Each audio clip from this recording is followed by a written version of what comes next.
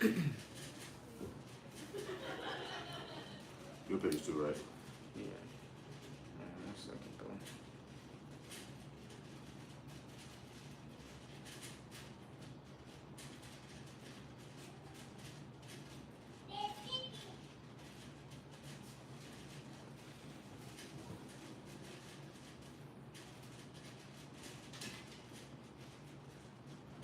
So I haven't up yet.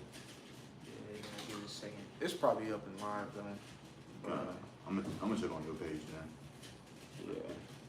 yeah. Yeah, yours is on. Okay.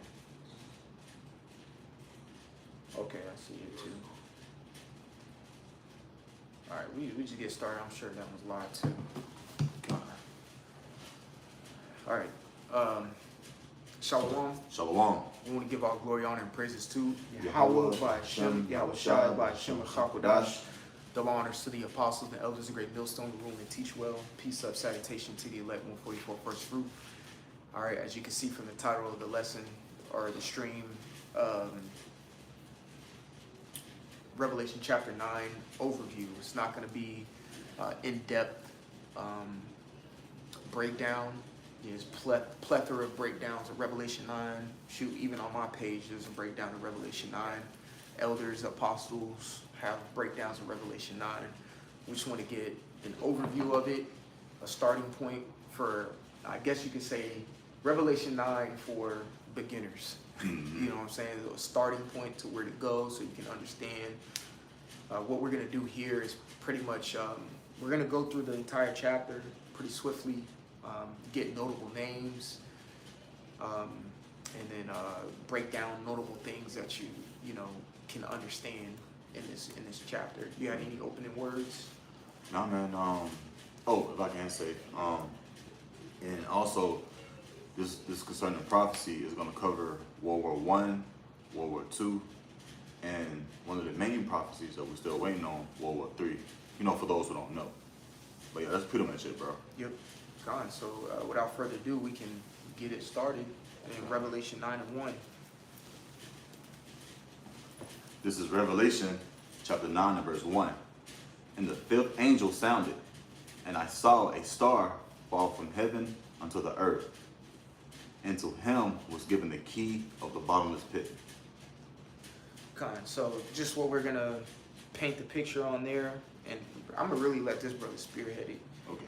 But what you need to know with the bottomless pit equals Europe. You know what I'm saying? All right. So of course we're speaking about the fifth trump. So this is speaking about World War I. So that's between the time period of 1914 to 1919. If Yes. you could pull that up, just to, just to be sure, 100% sure. All right, because it's going to clear it up too later in the chapter when it speaks about the 5 months. Yeah, that's We'll correct. get there. All right, yeah, we can show that on screen, matter of fact. Yep. Hold on, I'm showing on both screens. Yeah, come on. It's backwards. It's cool, but Yeah, that's 1914 to 1919, what did it say, July or June? yeah, July 28th, 1914 through, it says 1918, but according to prophecy, we already know It's 1919. Yeah, Matter of fact, pull up the Treaty of Versailles, kind of. which is spoken about in the same chapter as well, which we'll get to. And there's, when was it? When was the Treaty of Versailles? I'm gonna put in a date. See, Yep, June 28th, 1919. 1919. Yep. All right, because the Treaty of Versailles was something that ended it. All right, so let's keep going. Verse 2. Okay, kind of continuing on in Revelation chapter 9 and verse 2. And he opened the bottomless pit, which brother said was Europe. And there arose a smoke out of the pit as the smoke of a great furnace.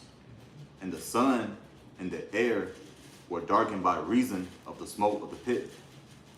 Verse 3.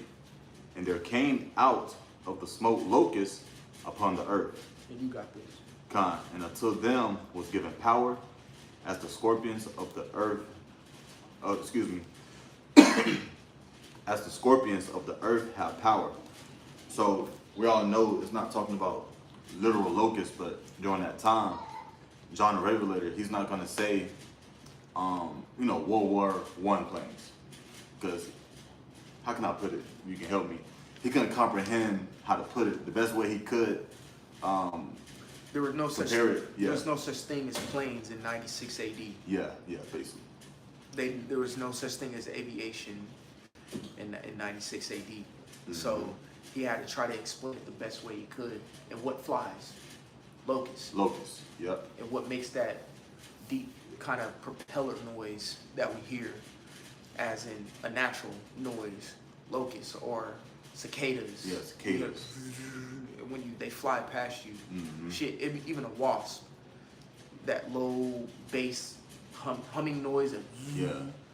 that's what you hear from the propellers, and that's what he was trying to describe. As you know, he was given a vision. He was given a vision. Okay, you think the Lord is going to give him a vision of insects? He's going to give him a vision of what's to come. Mm-hmm. All right, same thing he did with Ezra, Daniel, Yeah. Isaiah, Jeremiah. So he's going to give that vision. You have something? Yeah, I had something right quick. I'm gonna show on both cameras because I'm gonna just show the characteristics of a locust. As you can see right here, this is a locust.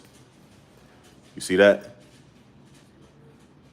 And basically, if I put in World War I planes, which I did already, again, like the brother said, he's not gonna see a vision on actual insects.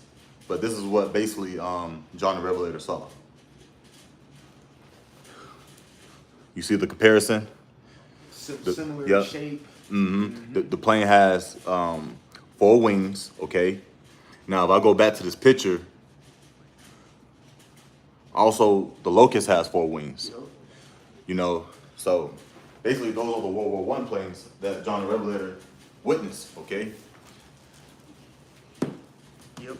And then the part where it says in verse 3, it says, as the scorpions of the earth have power, because what's so significant about a scorpion? They sting with their tail, okay? So you have certain planes during that time, World War I, World War II, hell, even today, okay? Even though certain planes got updated, but they can shoot now, all right? So basically, you will have a machine gunner at the end of the World War I plane shooting at other planes or people, all right? So John the Revelator described the planes as well as locusts and scorpions, okay? Yep. So continuing on, if you didn't want to add anything. Yeah.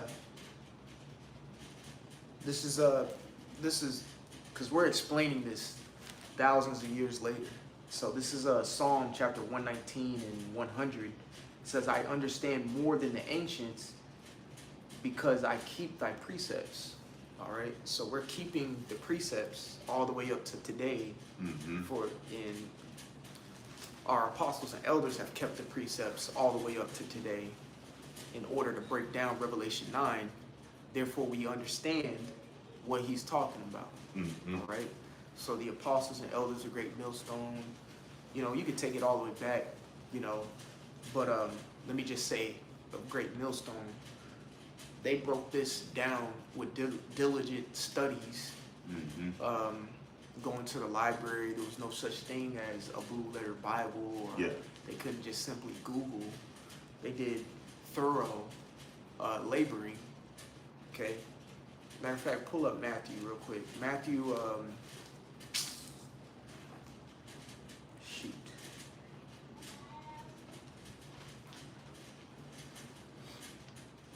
Matthew, I think 11. What you trying to get? Let me see. I think it's Matthew 11 was talking about his yoke. Come on. Yeah, Matthew 11 and 28. That's what I want. Just Matthew 11 and 28. That's the script. Come on. This is Matthew chapter 11 and verse 28. Mm-hmm. And it's in red, so this is Yahushua speaking. Mm-hmm. It says, come unto me, all ye that labor and are heavy laden, Yep.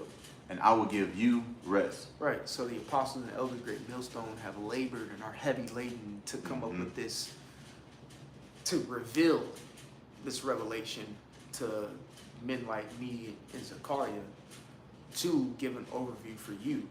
So you have to pay homage. You know what I'm saying? All right? Because these are, Revelation 9 is a dark saying. And give Proverbs the first chapter real quick. Proverbs like one in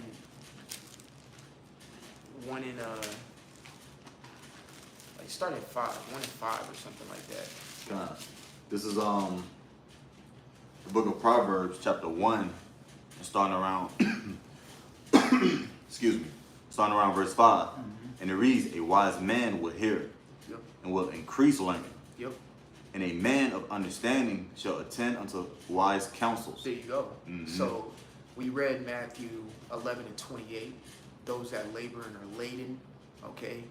Those are the apostles and elders of great millstone, starting from Apostle Tahar on down, Apostle Gabar, Apostle Ricard, Apostle Ramlab. Then you start getting into the bishops, because they have their own page. The bishops go live. Elder Manatazak, Elder Ayathun, Elder Ainab, Elder Zakaran. The list goes on. You know what I'm saying? These men have labored for us to get this understanding.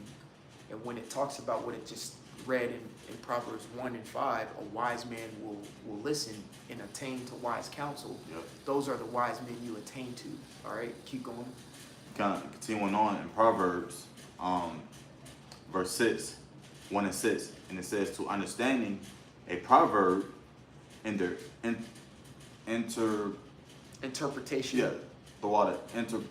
interpretation, excuse me, the words of the wise and their dark sayings. Right, because after, what was that, verse 6? Because after verse 5 it had a colon, which means explanation. So verse 5 was saying, you will listen to a wise man, colon, explanation, to understand these dark sayings.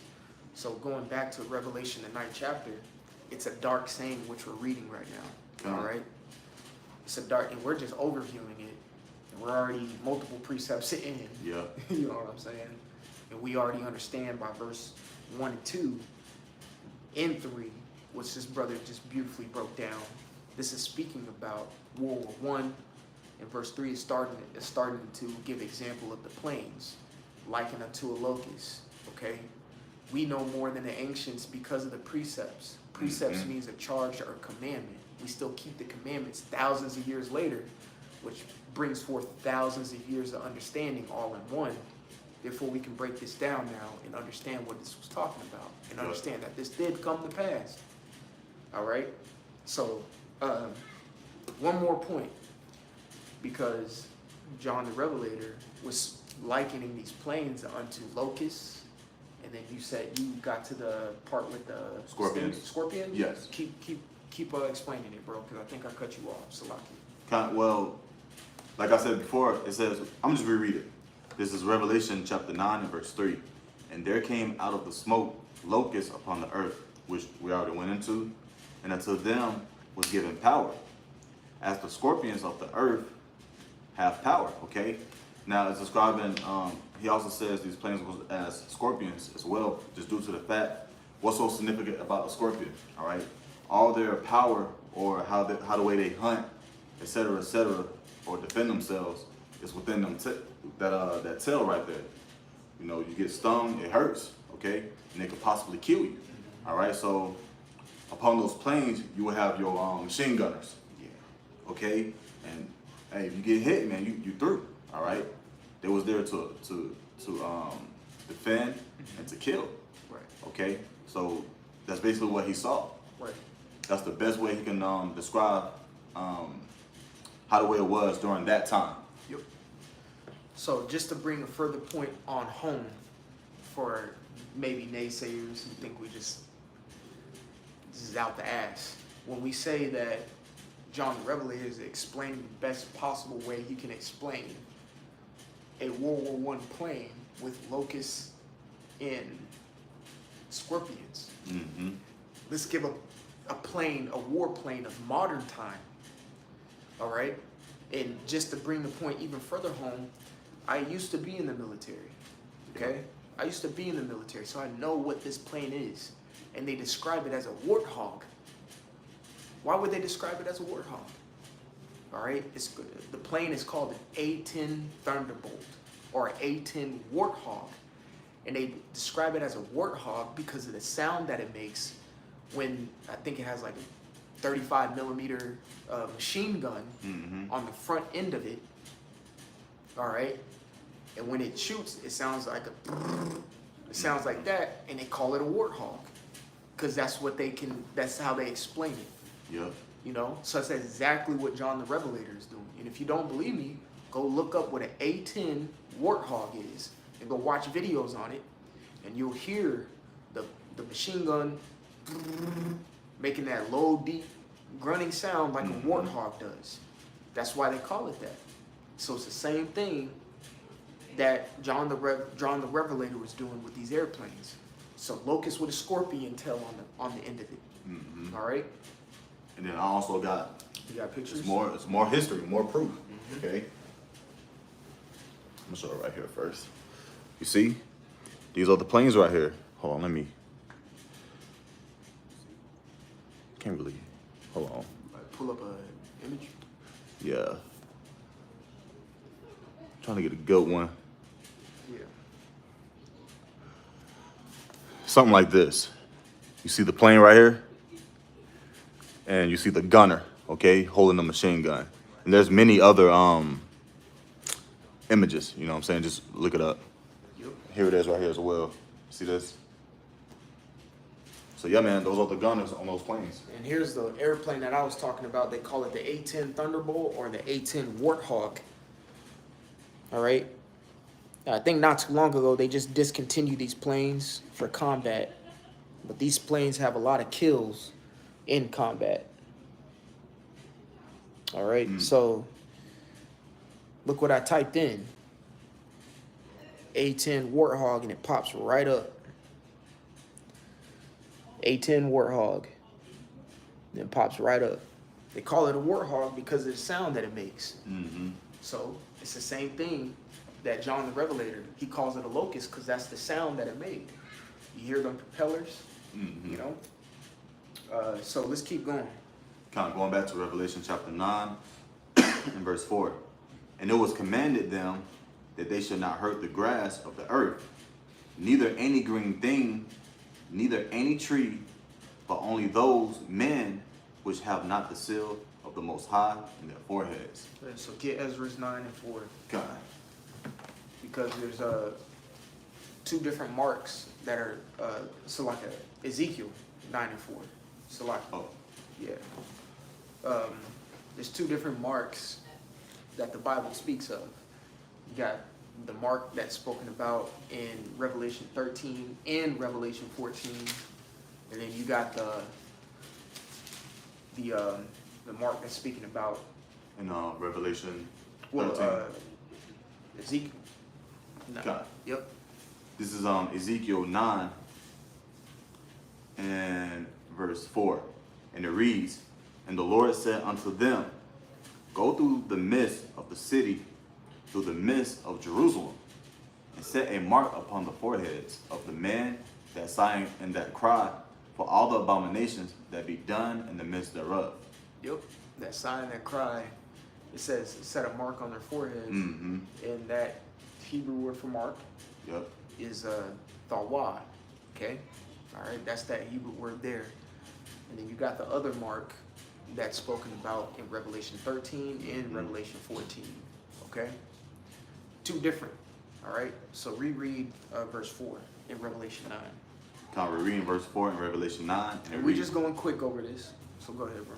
God, and it reads, And it was commanded them that they should not hurt the grass of the earth, neither any green thing, neither any tree, but only those men which have not the seal of the Most High in their foreheads. That's right, which have not the seal. All right, so the ones who did have the seal were the ones, you know, it was probably predestined designated Jake, all right, Mhm. that were just so happened to fight in the war and ended up surviving. You know what I'm saying? Which, real talk, some of them are probably our great grandparents Yeah, yeah. that were in that, or us. Mhm. Some of us actually fighting in World War I that the Lord kept. All right. Yeah. Everybody else who didn't have that mark or who were not predestined got slaughtered. All right. Straight up. So let's keep going. Come. Revelation chapter 9 and verse 5. And to them it was given that they should not kill them, Yep. but that they should be tormented 5 months. And their torment was as the torment of a scorpion when he striketh a man. Right. So you can explain that. Yeah, so the part, I'm just reread it. Yep, and yep. to them it was given that they should not kill them, but that they should be tormented 5 months. Now the 5 months, represents 5 years. Yep. Okay, and then actually, hold on. Let me do some research right quick, because you have individuals who actually survive, but it's going to get into the torment part, the gruesome part of it. All right, and then it says what? And their torment was as the torment of a scorpion when he striketh a man. Again, the scorpion, or the tail of the scorpion, represents the gunners. So those gunners was hitting people. You got individuals who got struck by those bullets and end up, missing a leg, all right, or half of their, face blown off, okay, or their arm or whatnot, all right. So I'm gonna pull up images right quick on some individuals. And matter of fact, I remember in elementary school, we had an individual who fought in World War I. He was old. I don't know if he's, still here, but he was showing us certain things, bullets, certain medals he achieved in the war and stuff like that. So this is real news, man. This is real history, So World War I, let me see. You can do World War I injuries. Yeah, injuries. Injury photos. Just pull that one up. This one right here? Yeah, I'm looking at it. Yeah, that's fine. Yeah. Well, nah, that's not even. I want a real one. I don't know why they got the little eyeball. Yeah, they got them That's off. sensitive. Whatever. I don't even got that on my computer, my laptop. Just click on view image. View image. God damn. But anyway, we want to bring out some photos of these individuals. You see this? Look at his face right here. You got individuals Let who me see it real quick. lost their eyesight. Zoom in for him. Okay. You can tell they just half-ass put his nose back on. Yeah. There you go. But obviously, this man's face got blown off. Like, a piece of his face. You see, it's all deformed. Okay? And you had individuals. Hold on, let me show it here. Forgot about this. You see this? Now, I'm gonna just bring out one more image. Now look at this guy. Let me zoom in.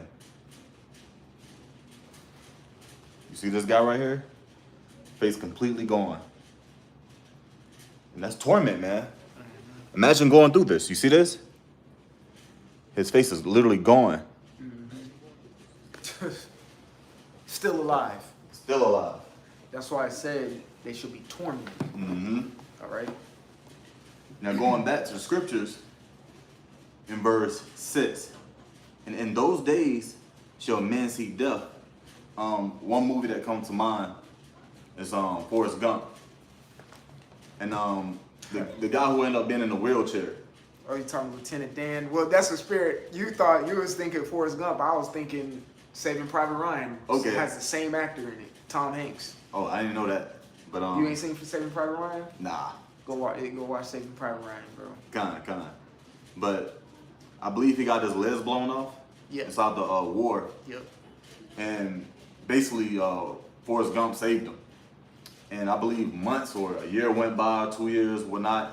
It just went by. And Forrest Gump went looking for this guy. And eventually he found him. And as soon as they met, the dude was like, man, why the fuck did you save me, man? I wanted to die there. Like, look at me. I don't even got no legs. You know, he was in a wheelchair just going in, all right? But he was seeking death. Right. You know, and I believe this individual, a lot of individuals, you know, they look in the mirror, they're like, man, I'm better off just going. Right. When you can't use your eyesight properly, you know, your nose, you can't speak, or just do the things that you used to do in everyday life, man. That's torment, okay? So going back to verse 6, in Revelation 9 and 6. If I can bring out the word torment Okay, got it. in the Greek real quick.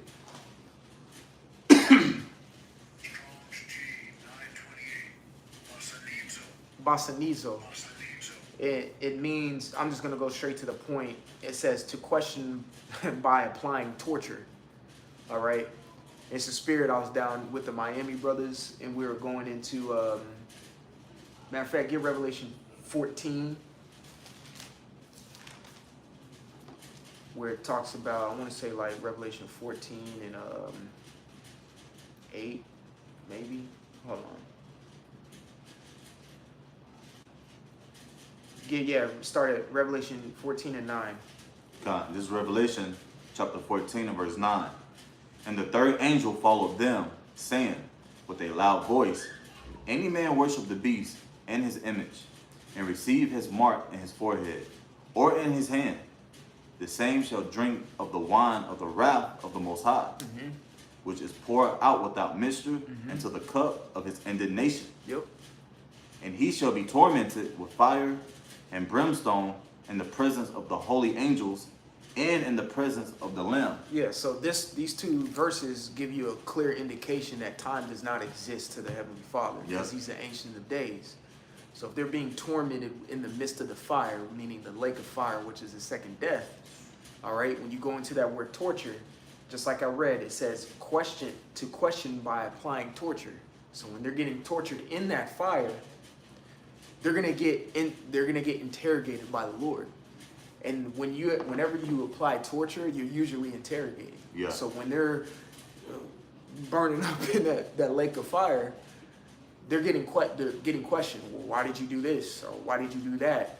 The apex or the pinnacle of the verse that's spoken about in the Gospels, where it says, for every idle word a man shall take account of, that's going to be the pinnacle of that verse coming to pass. All right, because they're going to be tortured in the lake of fire, which ultimately is simply an interrogation process to force them to, and we're talking about the elect, I mean, we're talking about the 2/3, Yeah, force them to repent, force them to confess, all right? And best believe there's still going to be, rebellious in the fire. Yeah. That's how all our people are. Therefore, they have to get tortured in the lake of fire. Think about that. Boy. You have to be interrogated in the lake of fire to still get right. You are a proud motherfucker, man. That's some proud shit. All right? We're getting interrogated now when we read about it in Micah, the 7th chapter, when we drink the cup of indignation. We've been interrogated this entire time. All right? While it's still day, while we can still work, we're being interrogated. All right? Sometimes being in the truth, you do go through a form of torture. Okay? Because you have to get yourself right. All these other people are going to have to get right and be interrogated when they eat a missile. Okay? So think about that. So let's go back to Revelation the 9th chapter so we understand what torment is. All right? It's just not, torture. No. There's questions that apply to this. There's interrogation that applies to torture. Okay? That if you look into the FBI tactics, they have tactics to get certain information out of people, and it comes by torture or tormenting them. Yep. Okay? Why, Yeah. simple. Go ahead. Going back to Revelation 9 and verse 6, and in those days shall man seek death, and shall not find it. Yes. Man shall seek death and not find. Hey, the water. I think that's priest to Zion. You want me to Yep. Is you on my page or the Zion? this your page. Spirit of prophecy. Yeah, read that. He just pulled it up. Shalom, Yahweh Shem Shai Yeah, Bashim Rakakodash Barakathon to everyone on the page. Con, Shalom. This is Micah 7 and 9. And it reads, I will bear the indignation of the Lord, because I have sinned against him, until he plead my cause and execute judgment for me. He will bring me forth to the light. Yep. He will bring me forth to the light. So through the torments that we go through on a day-to-day basis, and it's gonna ramp up. It's gonna ramp up. Yep. You know what I'm saying? That's why you have to be rooted. Okay? Because Yahweh Shai spoke about being rooted within yourself. Okay? Because of if you're not, then offenses come by and by the word. Okay? So pretty much what that means is, I'm loosely paraphrasing what Yahweh Shai said. Pretty much what that means is, you've been told these things are going to happen, and when they start happening, you weren't rooted, so y'all get choked up. Now you're getting offended by the word, but you were told though. You were told this was going to happen. So the Lord has us going through Micah 7 and 9, the water priest, going through Micah 7 and 9, so we don't get choked up when these things that we read about start happening personally to us. You see what I'm saying? All right. I can finish it up too. Yeah. Finishing up Micah 7 and 9, and it says, and I shall behold his righteousness. Yep, and I shall behold his righteousness, because we endured through it, and we already been drinking that cup of indignation that all these people got to drink without mixture. Lord been giving it us with chasers. Yeah. You know, a little bit of strawberry.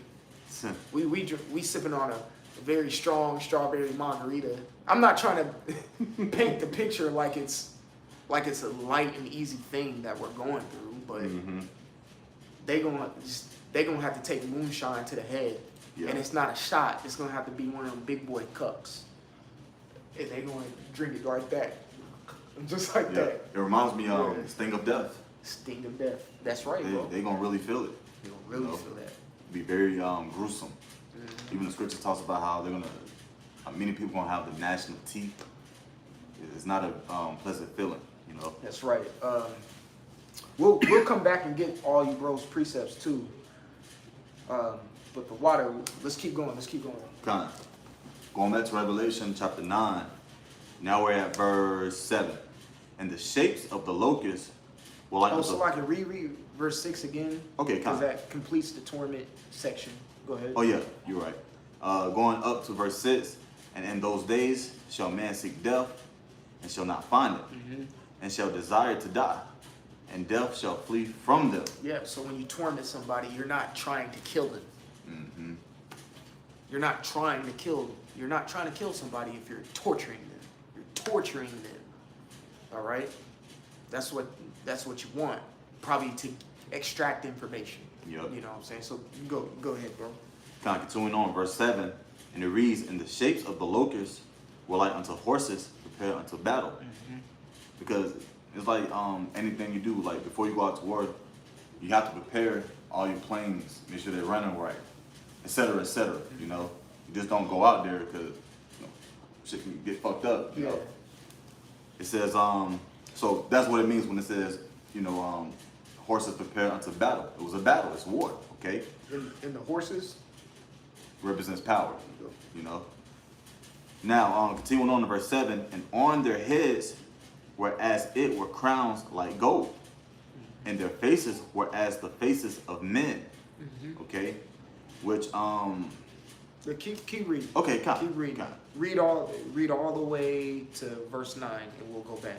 Okay, and they had hair as the hair of woman, and their teeth were as the teeth of lions. Okay, and they had breastplates as it were breastplates of iron, and the sound of their wings was as the sound of chariots of many horses running to battle. Okay, now I do have some images to back up the scriptures we just read. Give me 1 second. What was it called that you said to look up earlier? Pickle. This. What is it? A pickle something. Hold on, I have it. Hold on, let me see something. It's called a pickle hob. Pickelhaub, something like that. But basically, this is what it is. Okay, it says gold. They had crowns as gold with hair on their heads, right? I'm gonna show it to this camera first. You see this? Especially this one right here. And I believe, which we're about to get into, an individual named Kaiser William Helm, he actually wore this. You see this? Okay. There it is. There it is. If y'all want the word, it's backwards, I think, but it's called Pickelhaub or whatever. Pickle hob. Yeah. If y'all want to pause it and look it up. Mm-hmm. All right. But he showed it right there. And we're going to get into Kaiser Wilhelm. And I'm going to name some other notable names that you need to know about World War I. All right. Because it's just not Kaiser Wilhelm. Okay. He was just one of the main ones. Okay. And Yep. we'll get into him. Go ahead, bro. And I believe the brother actually mentioned this earlier, especially in verse 9, where it says, and they had breastplates, as it were breastplates of iron, and the sound of their wings. Remember, the brother mentioned the wings, like a locust flying right past your ear, or a cicada, or wasp. You can hear that noise, okay? And it says what? And it says, sound of their wings was as the sound of chariots of many horses running to battle. So imagine, you're seeing a whole bunch of planes. There's movies on it. You have the guy with the, I don't know what it's called. He hold up the glow sticks. He told him to go. Oh, like who directs it? Yeah. Yeah, and all the planes fly up. Imagine hearing a whole bunch of planes flying at the same time. It's going to sound like a whole bunch of horses, and that's why John the Revelator described it as such. Now, continuing on in verse 10, it says, and they had tails like unto scorpions, and there were stings in their tails, and their power was to hurt men 5 months, which that's why we went into the 5 months, again, represents the 5 years. Okay, torment, to kill you, torment you. All right, to how can I put it? It's like a reminder. Like we them guys, we did this to you, and we can do it again. We can hurt you. Okay, that's what those gunners were set up to do. Those machine gunners. Okay. Now continuing on in verse 11, it says, and they had a king over them. Now, if I can just say Read it. Okay. Verse 11 through, and we'll come back. Okay, kind. And they had a king over them, which is the angel of the bottomless pit, whose name in the Hebrew tongue is Abaddon, if I'm pronouncing that right. But in the Greek tongue, have his name Apollyon. Now, going back up to verse 11 from the top, it says, and they had a king over them, which is the angel of the bottomless pit. All right, this is Kaiser William Helm II. All right, and this is the same individual that is being mentioned in verse 1. And I'm gonna, if you don't mind, go back to verse 1. This is Revelation 9 and verse 1. And the fifth angel sounded, and I saw a star fall from heaven unto the earth. All right, that's where it says that star, that's Kaiser William Helm. All right, and what was given unto him? It says what? And to him was given the key of the bottomless pit. All right, so imagine somebody gave you a key, and they point at the door like, here go a key, go to that door. That's the door of opportunity. Well, Kaiser William Helm, he obtained that key, and this is the will of the Heavenly Father, Yahweh Shem Shah. He obtained that key to go to war, and that's exactly what he did. Right. Okay. So now now you can do your research. Again, this is overview. Do your research on Kaiser Wilhelm. He was the German emperor during that time. You need to research on so give you just off the rip off a few names off the top. What started World War I? They claim it to be the killing of the Archduke Ferdinand and his wife in an assassination. It was like during a parade. So you need to look him up. Look up Kaiser Wilhelm. You need to look up Woodrow Wilson, who was the president of the United States during that time. What's some more? King George I think the fifth of the United Kingdom. You need to look him up. Look up the emperor or the ruler of Australia during that time as well. Don't need to look up the emperor of Japan. He really didn't have any during that time. He didn't really have too much political power during that time because Japan's empire was just getting started. They really got big once World War II came to play. What's another few? Let's see. Albert the First. I think he was the head of. Matter of fact, look up Albert the First, World War I. I think he was the head of Belgium, if I'm not mistaken. You could look up these names. All right, if you need to, I'm going through it quick, so if you need to rewind it, you can go back. Well, let me see. Was that correct? Yep. So Albert the First. He was the king of the Belgians, who led the Belgian army during the World War I and guided his country post-war recovery. So he was another big name. All right. So I'm just shooting names out. It was a world war, so I would highly recommend you look up every country who was partaking in that world war the first time and study about it. All right. Another good movie to watch is Kingsman. Kingsman, one of the Kingsmen had all three of the top leaders in it. I'm not going to say it on camera. Okay. But I think we watched that too. Yeah. It was like a prequel. The prequel one. It didn't have that one young guy in it. It was a prequel. Let me see if I can find it. All right. And then if I can say too, when you do history on Kaiser William Helm, he moved like a snake. He was always like around in the background. It kind of reminds me of Vespasian. Yeah. Yep. So the Kingsman I'm talking about is Kingsman, the Secret Service. All right. You need to watch. You seen that one? Not that one. Yeah. Watch this one. Yeah, I've seen the other ones though. You watch this one, it's going to remind you of Revelation, the 9th chapter. So watch this Kingsman. All right. So the Kingsmen or Kingsman, and this is good. It has that one black guy from Blood Diamond in it. Real good. Matter of fact, that's the spirit. I'm gonna zoom in. You see those three men right there? That's embodying like King George, Kaiser Wilhelm, and I forgot the other one. I want to say Ferdinand, if I'm not mistaken. I think that's one of them. Yep. So those three men are who we speaking about today, or right now. Go watch that movie. All right? Go check that movie out. You'll see it. You know? Yes, I'll say it.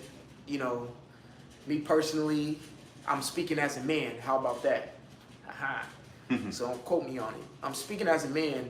When you go into those three men who are spoken about in that are played in that, I believe they're just a reincarnation of maybe the heads of when you read in the Apocrypha, in the Maccabees. All right? I think they're a reincarnation because they did almost the same exact thing. Kaiser Wilhelm was a power of like the West or whatever, or the East, whatever.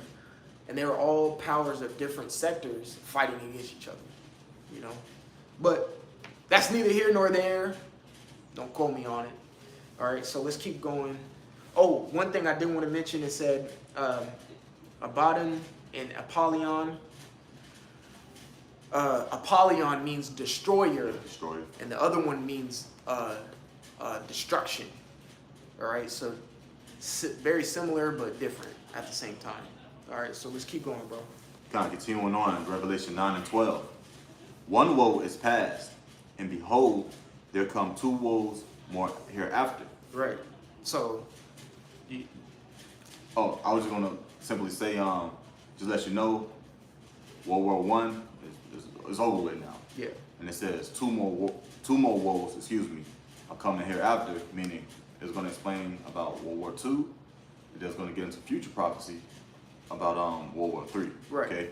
So now I do want to say there's not much Yeah. detail in Revelation about World War II. Yeah.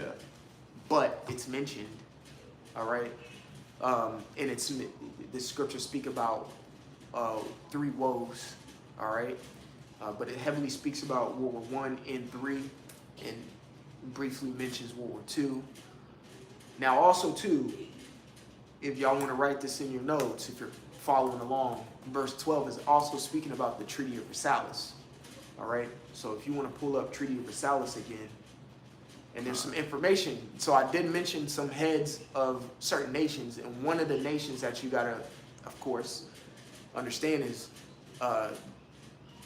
America and their stance in World War I. They had the same stance of World War I as they did World War II. They didn't want to fucking get involved.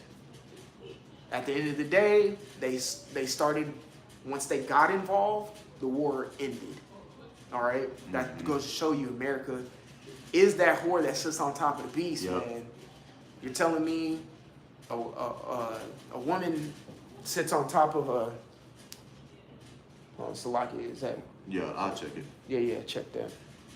A woman sits on top of a beast and controls a beast. You know what I'm saying? That she has a lot of influence and power, okay? Which America does. Has a lot of influence and power around the world. And usually when they enter into wars, it concludes. All right, because they going in and just start wrecking shop. Yeah, I think it. You know, it's probably Esau, to be honest with you, because we're going off of 2 streams. I know y'all are watching this one on my page, but we're going off of Zion. Says the time is still rolling. Yeah, it's just, oh man, it's just some weird shit. Like, we gonna keep going off of this page, man. All right, but the Treaty of Versailles, America rejected that treaty twice. They rejected that treaty twice. Go look it up, all right? And the Senate, or you can say Congress or whatever, kept bypassing President Wilson, all right? And they rejected that treaty twice, 2 times, all right? But pretty much that treaty ended the war. So you can read that little paragraph on it. Okay, Khan, this is some quick information on the Treaty of Versailles, if I'm pronouncing it right. Right. It says was signed on June 28, 1919, excuse me, in the Palace of Versailles, France. The treaty ended World War I by formally ending the state of war between Germany and most of the Allied powers. The treaty was the result of 6 months of Allied negotiations at the Paris Peace Conference. And Germany was not allowed to participate in the negotiations before signing. Hey man, it's still running. Oh, it is? Let me see. But it's just audio. But it's cool, bro. It's all good. Oh yeah, Spirit. It's all good. It's just Spirit. I think Esau just trying to cut that particular one off. I'm not sure. But yeah, so that gives you information on the Treaty of Versailles. Let's keep reading. The last part, we're going to breeze through it, because that's pretty much World War III and the missiles, man. Now, continuing on in verse 13, Revelation 9 and 13, and it says, angel sounded, and I heard a voice from the 4 horns of the golden altar, which is before the Most High, saying to the 6th angel, which had the trumpet, loose the 4 angels, which were bound in the great river Euphrates. If I can say right quick, that's prophecy. Because even if you do a simple research, there's a lot of studies saying that the river Euphrates is actually drying up. We'll get that. Okay. That's Revelation 16. Oh, I was thinking about the article. So like, let's get what the Lord said about it. come on, give me 1 sec. Can't blood. It's probably like verse 12 or something. Yeah. Yeah, verse 12. It's Revelation 16 and verse 12. And the 6th angel poured out his veil upon the great river Euphrates, and the water thereof was dried up, Yep. that the way of the kings of the east might be prepared. Yep, and that's the Spirit, because we're going into verse 13. What were you in, verse 15 right now? Or 14? Yeah, 15. This is speaking about the 6th trump. All right, and that was the 6th angel who was going to do that to the river Euphrates. So the kings of the east, Russia, China, Yep. all of that, Japan, Taiwan, all of them could come to the Middle East to fulfill Joel, the 3rd chapter. All right. It's nothing new. Just like where it says, oh yeah, verse 7, where it says, and the shapes of the locusts were like unto horses prepared unto battle. It's happening all over again. That's right. You see, Russia, they flexing their, the military. China's flexing their military. Hey, they're being prepared. For what? World War III. You know? Continuing on in verse 15, Revelation 9 and 15. And the four angels were loose, which were prepared for an hour, and a day, and a month, and a year, for to slay the third part of men. Yep, which is the wicked. Yep. You know, the third part of man is the wicked. Okay? Because where else do you find that? Where do you find the third part of men? Genesis. Yep, The Genesis. 6th chapter.